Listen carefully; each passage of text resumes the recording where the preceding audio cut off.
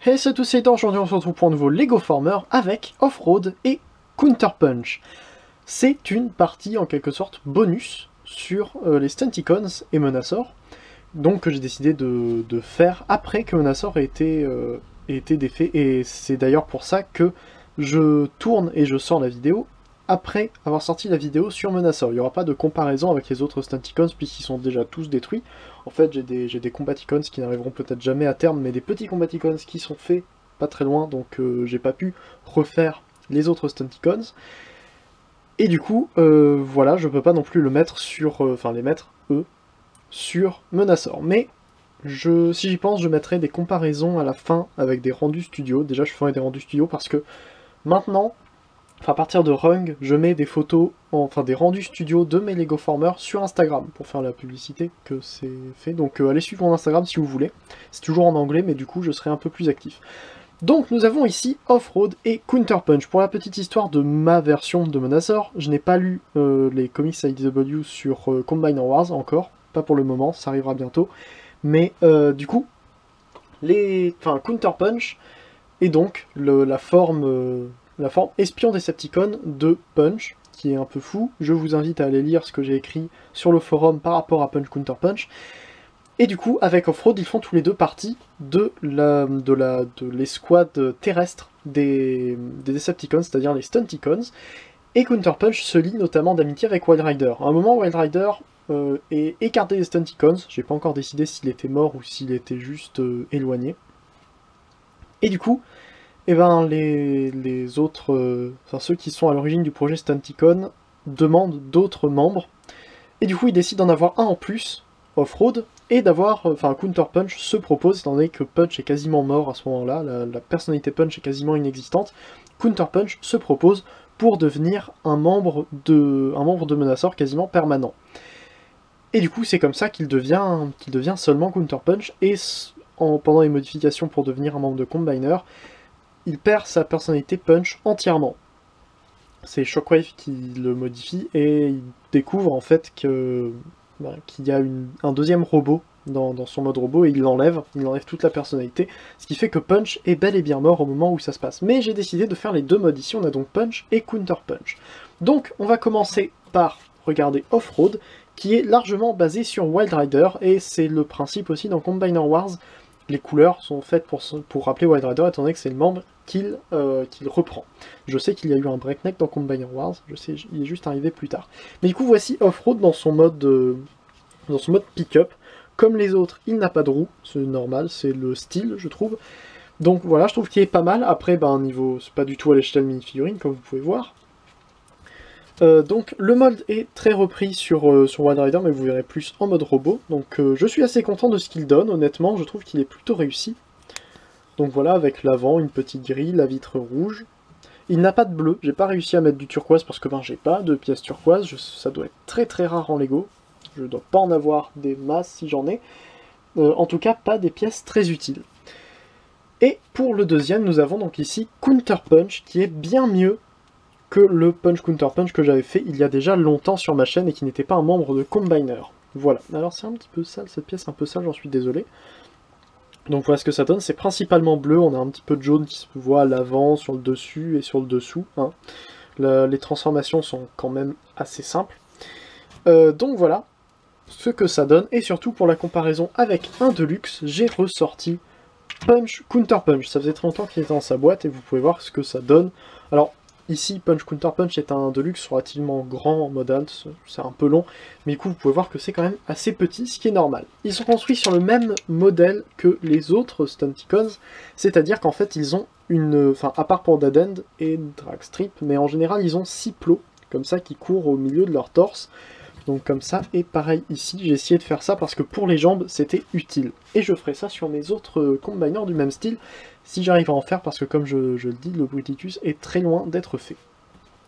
Donc pour les transformations, on va commencer avec Off-Road, donc c'est très simple, il faut prendre les jambes et les ramener comme ceci.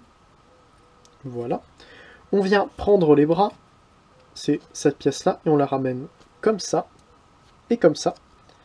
Et enfin, tant que je remonte un peu la caméra, on vient prendre l'avant, on le ramène comme ceci, et on vient retourner ça pour le rabattre ainsi. Ce qui fait qu'il a une transformation un peu plus complexe que les autres. Bon, il a un peu de keyball à l'arrière, c'est un petit peu gênant. On pourrait le mettre comme ça, mais ça fait un petit peu plus lourd.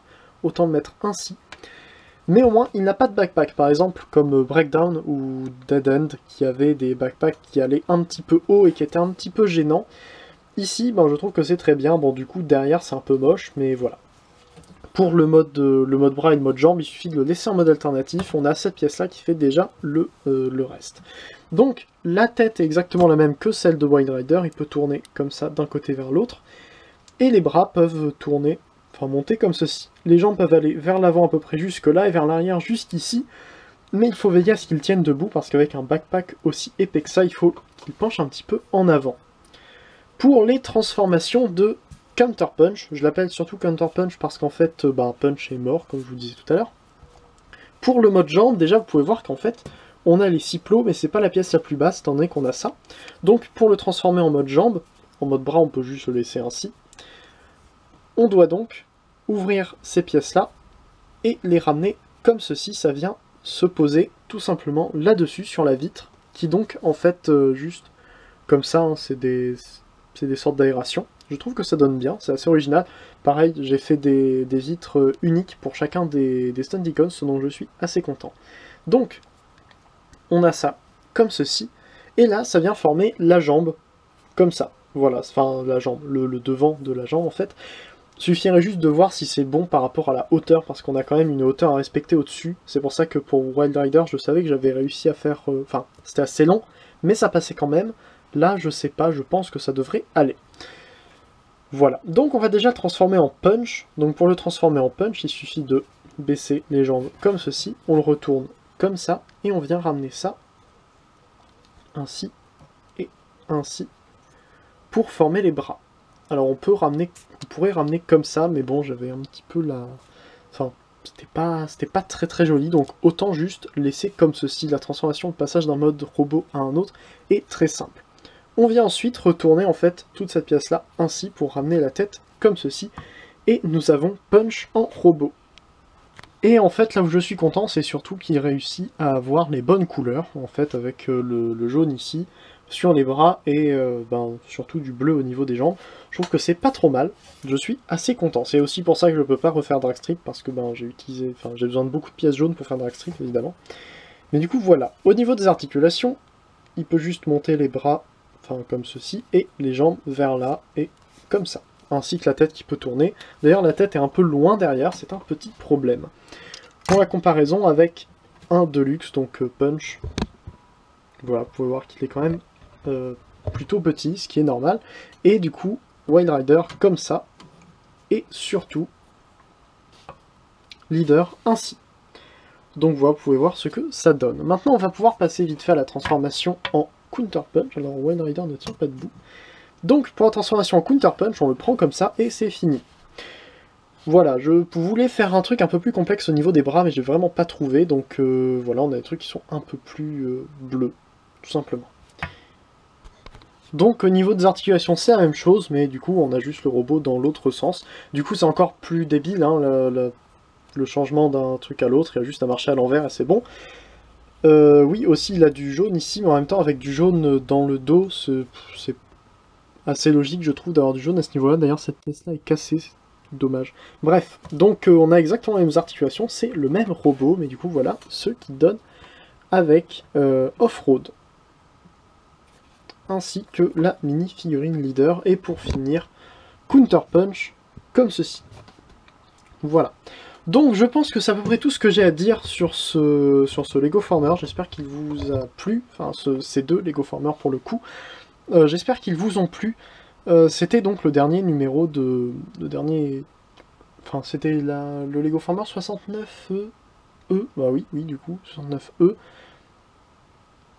J'espère qu'il vous a plu et que ce Menasor vous aura plu au final. Donc c'est vrai que niveau 7, ça fera un set de 5 robots, de 7 robots qui pourraient se combiner ensemble et du coup avoir les deux derniers qui se mettent par exemple sur les cuisses par exemple ou sur les bras.